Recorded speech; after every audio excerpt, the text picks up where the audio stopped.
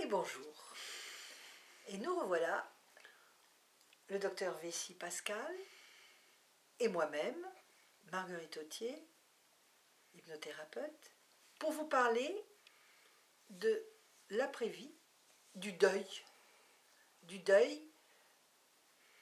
des personnes qui s'en vont, mais aussi de l'après-licenciement, par exemple, pour les personnes qui sont licenciées, qui perdent leur travail, ou de l'après-retraite, du moment où les personnes sont en retraite, et quelque part de toutes ces petites morts qui peuvent arriver dans une vie où on abandonne quelque chose pour aller vers quelque chose d'autre. Et le deuil d'une personne chère fait aussi partie de cela, et donc on abandonne les relations qu'on avait avec la personne pour aller vers quelque chose d'autre. Et je vais vous parler plus précisément, au départ, du deuil de la disparition brutale, de la séparation brutale avec un être cher. Et ce deuil, même dans le cas où l'être n'est pas cher, mais comme dans le cas des pervers narcissiques que l'on quitte avec une certaine joie, ça peut provoquer quand même des phénomènes de deuil, car d'un seul coup, l'énergie n'est plus la même. L'énergie que l'on a n'est plus la même. Et ça crée un choc traumatique. Parfois, ce choc traumatique n'apparaît pas de façon instantanée, mais peut ressurgir après l'événement un peu plus tard. Et c'est une émotion tout à fait naturelle, car lâcher prise sur quelque chose et aller vers autre chose, c'est un ensemble d'étapes à parcourir. Et le psychiatre suisse, le docteur Kubler-Ross, a pu, dans un livre qu'elle a écrit, Les derniers instants de la vie, One Death and Dying, en 1969, décrire ces étapes en les divisant en 7 étapes, d'après elle, par rapport à ce qu'elle avait pu faire en étudiant ses patients. Je voudrais préciser quelque chose. Marguerite vous dit quelque chose de très important, que moi d'ailleurs je diffuse dans mes conférences, dans mes ateliers, c'est que la vie nous offre des galops d'essai, qui sont autant de renoncements, autant de lâcher-prise, dont nos vies sont émaillées. Elle vous a donné 2 exemples, le fait d'être licencié ou le fait d'être mis à la retraite. Eh bien, on a remarqué que dans ces deuils de renoncement de la vie, la séparation entre 2 amoureux, les choses comme ça, eh bien, les gens faisaient un deuil comparable. C'est pour ça qu'elle va vous parler des étapes de Kubler-Ross. Les gens faisaient un deuil comparable au deuil de mort. C'est-à-dire que chaque fois qu'il y a un choc, on va dire psychologique, dans une vie, nous faisons par la suite un deuil qu'on pourrait appeler choc thanatique, si vous voulez, véritablement. Et donc, il ne faut pas négliger toutes ces petits lâcher-prise de nos vies, tous ces petits renoncements que nous avons dû faire. Ils nous préparent, en réalité, à la suite, puisque très souvent le deuil de mort, c'est plutôt à la fin d'une vie qu'on y est confronté. Elle nous prépare à ce lâcher-prise que va nous apporter la mort d'un être proche. Et il y a beaucoup d'effets secondaires dans le cadre d'une personne qui vit un deuil. Elle peut avoir des effets secondaires physiques, comme par exemple des maux d'estomac, des insomnies qui vont apparaître derrière. Il peut y avoir un excès de stress, ce qu'on appelle du distress, des maux de tête, et même certaines personnes peuvent se mettre à pleurer, se murer dans un mutisme, ou au contraire perdre l'appétit, ou partir dans la logorée, parler tout le temps. En raison de ces niveaux de stress, même le sommeil va être perturbé. Et du coup, le deuil, cette phase de deuil, en cette étape, va amener un affaiblissement du système immunitaire. Donc ça, c'est quand même extrêmement important, parce qu'un affaiblissement du système immunitaire, ça laisse la personne ouverte à d'autres types de problématiques et d'expériences. Oui. Il est mesuré à peu près à moins 30%. Moins 30%. Donc c'est quand même extrêmement important à comprendre. Les grandes étapes du deuil, que je vais d'abord citer, c'est un sentiment de vide, de tristesse provoqué par la perte. Mais il y a aussi du déni, de la colère, du marchandage, si on pouvait faire durer un peu la personne, puis de toute façon elle est peut-être morte, mais bon, quelque part, bon, la tristesse évidemment. Et au final, évidemment, l'acceptation et le cadeau de la vie qui reprend. Donc, Kübler-Ross a décrit ça fort bien. Elle a décrit ça fort bien en nommant ces parties dans un modèle des étapes d'un deuil. Elle a dit, voilà, au départ, il y a ce qui s'appelle le choc, le déni, euh, l'incapacité à faire les choses simples. C'est le moment où on refuse. On refuse la perte de travail, on refuse la mort d'un être cher, on refuse le changement de mode de vie, on refuse quelque chose auquel on va renoncer. La deuxième étape importante, c'est quelque chose qui se réfère à la douleur, à une sorte de douleur diffuse ou de culpabilité qu'on peut avoir d'avoir laissé les choses se passer comme ça, de ne pas pouvoir faire grand-chose avec. C'est un peu un temps chaotique où là, un certain nombre de médicaments peuvent apparaître comme devenant importants. Et là, je vais laisser le docteur Vessy en parler plus précisément. Il ne faut pas non plus négliger le fait que c'est aussi un moment où la personne peut plonger dans une forme d'addiction avec des produits, comme des produits sucrés, ou avec de l'alcool, ou avec des drogues, éventuellement, quand les pertes sont énormes et qu'il n'y a plus le point d'appui sur lequel on était et qu'il y a un lâcher-prise véritable à faire.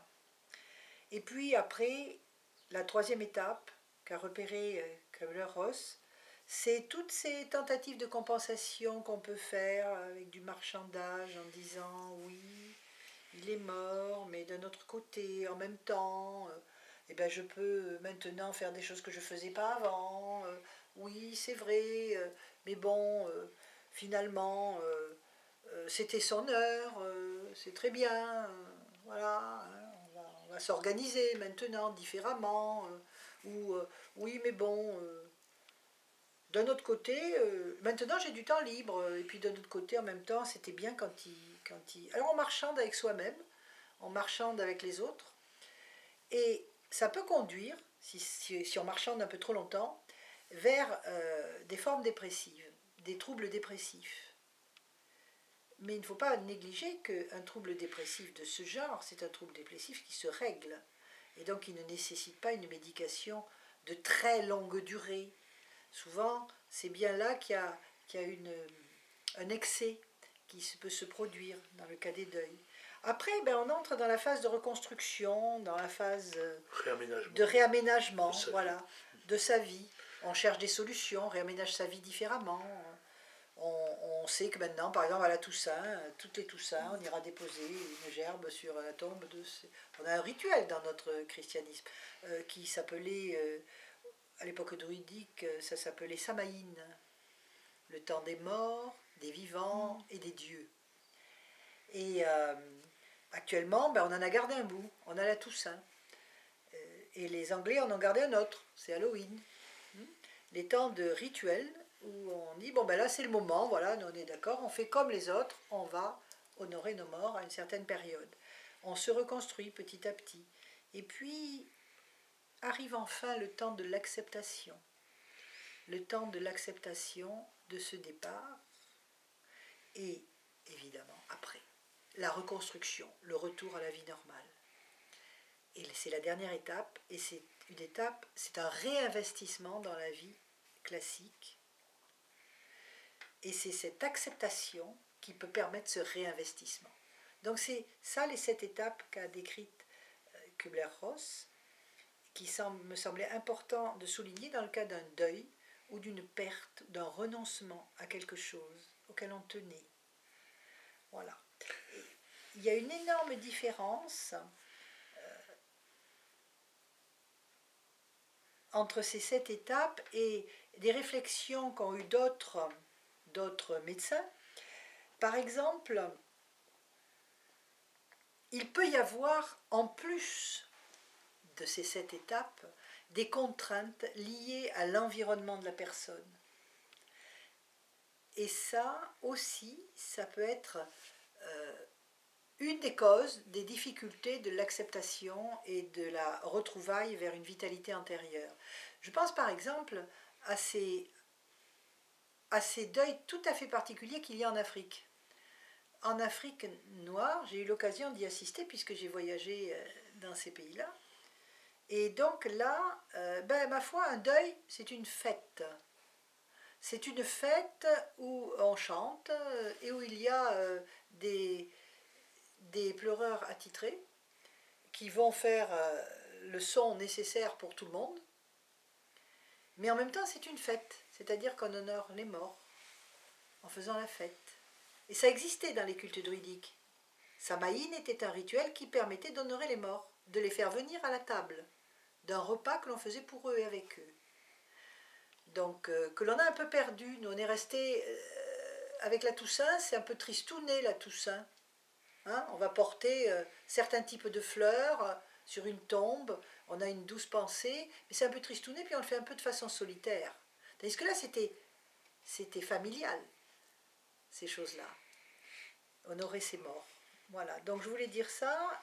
En Asie aussi, il y a des techniques pour honorer ses morts au moment du deuil qui sont plus festives que nous. Par exemple, nous, on porte le noir pour le deuil, et ce n'est pas la couleur que portent les Chinois. Ils portent le blanc. Ils portent le blanc, que nous portons, nous, Pour le mariage. pour le mariage. Pour le mariage. Donc on voit bien ces distorsions qui sont liées aux couleurs, qui sont liées aussi à l'aspect Orient-Occident, à cette manière de procéder qui font que l'environnement va jouer un rôle sur des contraintes particulières pour faire le deuil de quelqu'un. Voilà. Donc je voulais Alors, signaler je ça. voudrais reprendre une vision un peu synoptique de cette question de deuil. D'ailleurs, le mot deuil, qui vient, je le disais dans une autre vidéo, de l'ancien français Doyle, ça vient du mot douleur. Et donc, le deuil est forcément une douleur, mais qui va nous faire grandir. Quel est le but du deuil? C'est de créer une croissance intérieure en nous. Une de mes amies, infirmière et psychologue, disait que le deuil est un choc qui va travailler sur l'attachement que nous avons aux choses, aux êtres, aux situations, puisqu'on a vu qu'il n'y avait pas que les deuils de mort, et qui va provoquer ce qu'on appelle un arrachement. C'est vécu souvent comme ça. La personne, l'objet, la situation, l'image de marque va nous être arrachée. Le but étant d'arriver à la fin, et sans faire uniquement des jeux de mots, vers un certain désattachement ou un certain détachement. Donc en fait, on part d'un attachement pour arriver à un détachement en passant par un arrachement. Ça, c'est une chose qui peut vous aider sur le plan global. Il y a différents types de deuil, on le verra. Il y a des deuils classiques, simples. Il y a des deuils compliqués. Il y a des deuils pathologiques. Ça dépend des situations préalables de l'endeuillé. On parle d'endeuillé pour la personne qui est en deuil. Alors, je vais me permettre de reprendre les étapes de Kübler-Ross. Et Marguerite m'avait demandé de faire un petit travail, puisque c'est un peu ce pourquoi je viens travailler avec Osmose, c'est toute la connaissance des plantes médicinales, des huiles essentielles en aromathérapie. Donc, je me suis amusé à faire quelque chose qu'on ne voit nulle part, c'est-à-dire à placer sur les étapes du deuil, sur cette espèce d'alternance, ce télescopage de situations, des plantes médicinales. Alors, il faut vous dire que le deuil est une série de situations affectives et de stratégies affectives. C'est-à-dire il y a une alternance entre de véritables situations qu'on subit et d'autres situations qu'on veut essayer de dominer par plus ou moins adroitement des attitudes intérieures. Alors première étape, c'est la sidération. Alors sidération, ça vient de sidéral, ça vient des étoiles, on est sidéré. Par exemple, si je dis à Marguerite, tu te souviens, la petite dame qu'on a rencontrée l'autre jour? Oui, eh bien elle est morte. Comment elle est morte? Je l'ai vue l'autre jour au bar du coin. Ben oui, en voiture, elle s'est pris un platane, parce que les platanes ont la mauvaise habitude de traverser les routes vers 3h du matin, et donc elle est décédée. Et on est sidéré. On est dans les étoiles, on dit c'est pas possible. Voilà. Alors, pour cette sidération, où la personne est neutralisée, eh bien, on va, si on veut employer les plantes, pour ne pas être dans des médicaments trop fort, mais efficace quand même, on va employer ce qu'on appelle des plantes adaptogènes, c'est-à-dire des plantes qui vont nous permettre de nous adapter à cette nouvelle situation, à cette nouvelle qu'on vient d'apprendre, et donc nous permettre de commencer notre travail de deuil. J'ai noté une plante qui s'appelle l'ashwagandha, qui est une des maîtres plantes adaptogènes, mais également ce qu'on appelle le ginseng sibérien. Alors là, je vous conseille de vous munir d'un petit stylo, si ça vous intéresse, qu'on appelle l'éleutérocoque, E-L-E-U, Eleutherocoque, Eleutherococcus santicosus pour les puristes. Ensuite, vous avez la brave et bonne vieille lavande, qu'on veut nous supprimer comme étant un produit chimique, et qui pousse en moyenne altitude vers 600 mètres. Donc, Lavandula officinalis. Et enfin, une grande plante adaptogène que beaucoup de gens connaissent, qui est le ginseng rouge. La racine de ginseng, Panax ginseng en latin. Voilà pour aider la personne à sortir de la sidération. Dans cette série d'étapes par lesquelles va passer l'endeuillé pour faire son travail de cicatrisation, de réaménagement, il faut bien se dire que c'est souvent ponctué entre chaque étape par de la peur. La peur d'arriver à autre chose. Hein. On veut bien changer d'état intérieur, mais on en a un peu peur, c'est l'inconnu. Voilà. Alors la deuxième étape selon Kübler-Ross, et ça reste encore valable les étapes de Kübler-Ross, même si on a ajouté d'autres petites étapes, c'est le déni. Alors je vous dis tout de suite que le déni n'est pas la dénégation. La dénégation, c'est le commissaire de police qui dit à quelqu'un « mais on vous a vu faire ça à tel endroit » et la personne dit « non, on ne m'a pas vu », elle nie l'évidence. Ça, c'est la dénégation. Le déni n'est pas nier l'évidence. Le déni, c'est se mettre à refuser une situation dont on est tout à fait conscient, on est sûr qu'elle existe. C'est éviter le contact. Éviter le contact, mais pour mettre à distance l'impact trop massif que la nouvelle vient. Bon, là, j'ai parlé de la vieille dame que nous avons vue il y a 3 jours, mais si je parle de quelqu'un que nous aimons beaucoup, une amie ou autre, le déni va être encore plus fort, évidemment. On va mettre à distance l'impact massif de cette nouvelle. On va utiliser ce qu'on appelle des stratégies d'évitement. Hein, je vous parlais de situation affective ou de stratégie d'évitement. Stratégie affective, eh bien le déni en est une. Alors on va employer des plantes traumatiques, antitraumatiques, comme l'arnica montana, comme les 2 camomilles, la camomille romaine et la camomille allemande, c'est-à-dire Anthemis nobilis, qu'on appelle aussi camomille noble pour la camomille romaine, et Recutita camomilla pour la camomille allemande, ou Matricaria camomilla, puisqu'elle est connue sous le nom de matricaire, véritablement. Alors, la matricaire associe de plus, et on m'a demandé de vous le préciser, que la romaine d'être plus agissante sur les douleurs physiques. Absolument. Et également, la camomille associe de particulier, on le retrouve d'ailleurs dans le domaine de l'homéopathie, c'est qu'elle agit sur ce qu'on appelle les colères cinématérias. C'est-à-dire des colères qui ne reposent pas sur un fait particulier. La personne est là, elle vous parle, tout d'un coup, elle dit « Oui, puis j'en ai marre de ton truc, là, pourquoi tu laisses ça ici ?» Attends, mais qu'est-ce qui se passe? Voilà, il y a une espèce de douleur physique qui doit sous-tendre des douleurs psychiques cinématérielles. Ça, c'est typique de la camomille. Bien. Et puis, on peut employer également des plantes qui vont calmer l'espèce de pédalage mental de la stratégie d'évitement du déni, qui sont des plantes qui calment le système nerveux central. Je vous en donne 3 exemples, il y en a d'autres. La marjolaine dite à coquille, Marjorana hortensis, la marjolaine des jardins. La ballotte fétide, Ballota fétida, mais également, à nouveau, ma plante chouchoute, qui est la lavande officinale. Voilà, elles vont permettre d'apaiser le système nerveux central et d'empêcher que la personne pédale trop.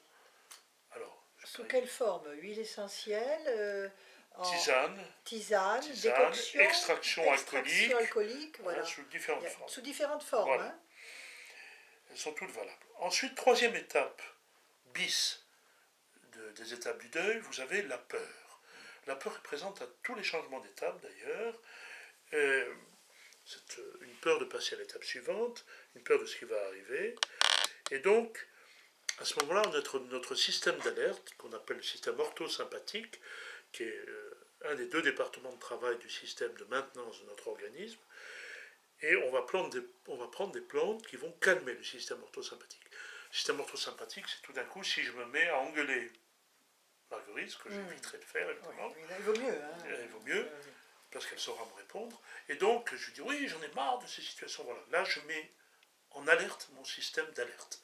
Et je vais gaspiller de l'énergie, d'ailleurs, hein, ou quand je veux absolument faire comprendre quelque chose à quelqu'un, je lui explique avec force, passion, et là, je consomme de l'énergie orthosympathique, et je vais avoir une compensation du parasympathique qui va remonter. On est complètement épuisé après.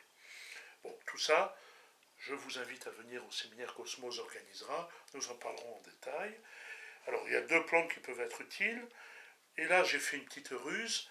Vous savez que, traditionnellement, en médecine chinoise par exemple, mais aussi en Occident, la peur est liée au rein, à l'organe des reins. Et si vous drainez le rein, vous diminuez la peur. J'ai pensé à 2 plantes comme la reine des prés, qui en plus comporte des précurseurs de l'acide acétylsalicylique, j'ai nommé l'aspirine, donc qui est un calmant, un anti-inflammatoire, et une plante que beaucoup connaissent sous une forme de stimulation sexuelle, si vous voulez, hein, aphrodisiaque, qui est la berce spondyle, mais elle est essentiellement une plante qu'on appelle diurétique volumétrique, c'est-à-dire elle fait uriner beaucoup la personne. Évidemment, il y aura d'autres plantes qui vont calmer l'orthosympathique, et on va les voir en particulier dans l'étape suivante, la peur étant une étape intermédiaire, entre le déni, la peur, et il y a la colère. Après, la personne, voyant qu'elle doit être confrontée à la réalité, hein, que la personne est bien morte, et qu'il va bien falloir s'y coller, eh bien, elle se met en colère. Et le travail est perdu, et il va bien falloir en chercher un. Et c'est semblable, vous savez, au moment où on était enfant, et on piétinait pour avoir ce qu'on voulait, hein, auprès de nos parents. Alors ça marchait parfois avec les parents, sauf que là, la vie ne va pas nous rendre ce qui a été perdu. Je parle du deuil de mort, c'est pas possible qu'elle nous le rende. Alors, on va essayer bien une petite colère, mais ça ne servira pas à grand chose. Alors là, des plantes qui calment l'orthosympathique, c'est le grand moment. Nous allons trouver l'angélique, Angélica angélique, qui est une plante qui freine à la fois l'orthosympathique et le parasympathique. Donc ça évitera les remontées de fatigue après. Ma chouchoute, la lavande officinale, et encore une fois les 2 camomilles qui vont jouer sur les chocs thanatiques. Je parle de camomille romaine et camomille allemande. Il y a une 3e camomille, qui est la grande camomille, qui a d'autres fonctions. 5e étape du deuil, on avance, c'est ce dont vous a parlé Marguerite, c'est l'étape de la négociation du marchandage. Alors, elle vous a donné un aspect du marchandage, je vous en donne un autre, qui est qu'on va marchander avec Dieu, avec la vie, si on croit en Dieu, hein, en pensant que si, par exemple, je vais à genoux à Lourdes, eh bien, on me rendra la personne qui est morte. Ou que si je m'engage à m'arrêter de fumer, eh bien, on va me permettre de retrouver. C'est bien évident que la personne ne reviendra pas. Ou alors on va voir un médium pour lui demander si on peut communiquer on peut communiquer avec cette personne. On marchande, on essaye. On essaie de marchander. Alors, ce marchandage, c'est une stratégie émotionnelle, dont je parlais tout à l'heure, comme le déni, hein, véritablement. Alors, vous avez des plantes qui peuvent vous aider, comme la mélisse, Melissa officinalis, qui est une lamiacée, qui est une plante citronnée. Vous avez la rhodiola. Vous avez le mélilo blanc. Je vous donne quelques exemples, il y en a d'autres. Melilotus alba. Il s'appelle mélilo blanc, mais comme par hasard, ses fleurs sont jaunes. Mais bon. Vous aviez une toute petite plante qui pousse sur le parvis de nos maisons à la campagne, qui est le lotier cornicolé, une toute petite plante qui a une fleur semblable à la fleur de genêt, vous savez, fleur jaune, Lotus corniculatus. Elle agit beaucoup plus sur le sommeil que sur l'orthosympathique, mais elle prépare au sommeil en calmant l'orthosympathique. Ensuite, vous avez une plante comme l'aubépine, qui porte un nom à coucher dehors en latin, mais le latin, c'est la dénomination commune internationale qui vous permet de communiquer avec un japonais ou avec un africain. Hein, sinon, on se trompe dans les variétés de plantes. C'est donc Crategus oxyacantha. Puis vous avez une plante très peu connue, que moi-même j'ai utilisée chez des gens qui étaient, entre guillemets, possédés, ou dans l'envoûtement. Hein. Bon, est-ce que ça n'existe pas? Je vous laisse juge. C'est l'agrippome cardiaque. Agrippome, vous voyez, quelque chose qui vous saisit. Léonorus cardiaca. Et enfin, une plante dont je ne sais pas si elle a été utilisée par les moines, puisque c'est l'aigre moine. Est-ce que le moine est toujours aigre? Je ne sais pas. Mais son nom latin international, c'est Agrimonia hepatoria. Voilà, nous sommes à la 5e étape du deuil. Et ensuite, il y a une étape qui a donné lieu à beaucoup d'interprétations. D'ailleurs, Marguerite vous en a évoqué une, elle vous a dit que si on poussait trop loin le marchandage, on tombait dans la dépression. Et c'est pour ça qu'on a très souvent considéré cette étape qui suit, qu'on appelle l'étape de la tristesse en réalité, comme une étape dépressive. Et très souvent, les médecins médicalisent cette étape et donnent des antidépresseurs. Or, ce n'est pas une dépression, c'est un chagrin. Quand on a perdu quelqu'un, on a le droit d'avoir du chagrin. Quand on a perdu un travail, on a le droit d'avoir du chagrin. Ce n'est pas une dépression. On a le droit d'avoir perdu un petit copain ou une petite copine, on a le droit d'avoir du chagrin. On a le droit d'avoir du chagrin. Alors, cette tristesse, c'est qu'on se rend compte que la vie ne nous rendra décidément pas cette situation ou cette personne qui est partie, et il va falloir faire face à un renoncement. Donc on va se trouver dans une étape complètement abattue, éminemment vagotonique, comme on dit, c'est-à-dire le système parasympathique, le système de repos va être en dominante, donc on va prendre des plantes qui calment le système vagal, ou qui calment le système parasympathique. Je pense, j'en ai mis quelques-unes, comme le romarin, Rosmarinus officinalis, la marjolaine, toujours des jardins, marjolaine à coquille, Marjorana hortensis, la grande camomille, alors qui n'est pas la camomille romaine ou allemande, qui est une troisième camomille, qu'on appelle Chrysanthemum parthenium, et qu'on utilise très souvent dans l'ancien temps comme antimigréneuse. Mais elle n'a pas que cette fonction-là, elle peut stimuler le parasympathique, au moins un peu. Et on arrive à la dernière étape dont Marguerite vous parlait tout à l'heure, qui est l'étape finale, l'étape du réaménagement, l'étape qu'on souhaite à tout le monde, qui est le but du travail de deuil, du chemin de deuil, c'est l'acceptation. Et cette acceptation, donc, c'est un réaménagement de nos vies en l'absence de l'autre. Cette étape d'acceptation, elle est parfois ornée par deux autres étapes que les psychologues Rosette Poletti et Georges Kohlreiser ont mis en avant, qui est l'étape des nouvelles offrandes. On va s'offrir à d'autres situations dans la vie, alors qu'avant on refusait absolument de s'offrir, à de nouveaux attachements. On va s'attacher, comme nous disait Marguerite, il va falloir changer de vie, s'adapter à de nouveaux composants de sa vie. Et on va, là aussi, pour pouvoir avoir l'énergie pour le faire, utiliser des plantes, deux types de plantes, les plantes adaptogènes ou des plantes qui augmentent le tonus de la glande cortico-surrénale. Alors dans les plantes adaptogènes, on va retrouver celles qu'on connaît un peu, comme le ginseng rouge, le gingembre, Zingiber officinalis, le gingembre officinal, mais aussi à nouveau l'éleutérocoque ou le ginseng sibérien, qui est une plante polyendocrinienne qui ne stimule pas seulement la cortico-surrénale, mais qui stimule toutes les glandes endocrines. Alors pour l'augmentation de la cortico-surrénale, pour vous faire sécréter de la cortisone naturelle, vous dopez un peu pour faire face à l'énergie que demande l'étape de l'acceptation. Vous avez des plantes comme la cannelle de Ceylan, que vous allez utiliser. Je parle bien de Ceylan, pas pour faire le beau, mais parce qu'il y a une cannelle de Chine qui n'est pas propre pour ça, qui a d'autres vertus. Alors vous allez utiliser l'huile essentielle, par exemple, comme disait Marguerite tout à l'heure, Cinnamomum zelanicum, en latin pour les puristes.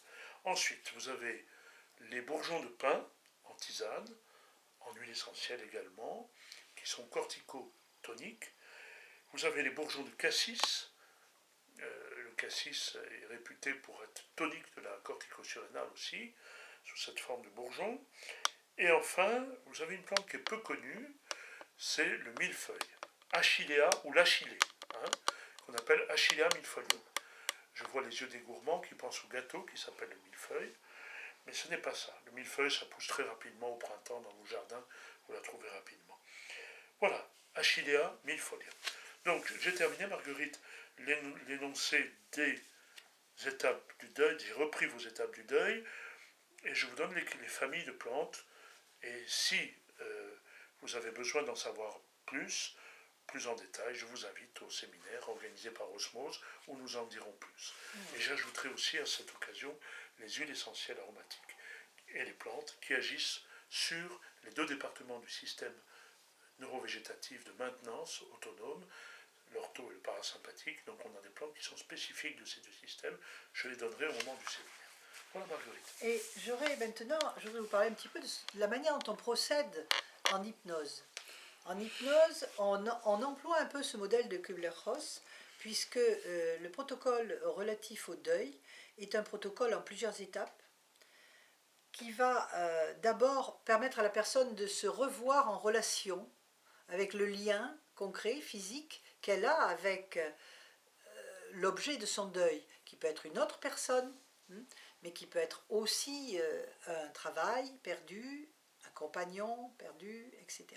Donc cette notion de lien qui est concrétisé dans sa forme, dans sa couleur, dans la manière dont il est relié aux deux personnes, par exemple quand il s'agit d'une personne, est très importante dans le protocole de deuil qu'on emploie en hypnose.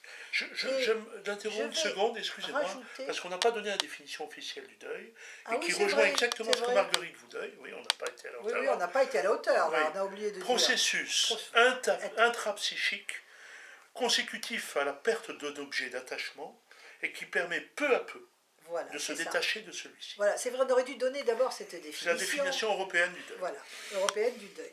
Cela étant dit, donc, ce protocole en hypnose tient compte de ça. Et d'autre part, je voudrais rajouter, parce qu'on n'en a absolument pas parlé, mais c'est aussi des deuils, les avortements et fausses couches. Tout à fait. Les IVG. Parce qu'on oublie de signaler ça, mais en fait, c'est comme si on avait oublié de signaler quelqu'un. Parce que dans une famille, ce sont des êtres qui ne se sont pas incarnés, mais qui sont existants, quelque part.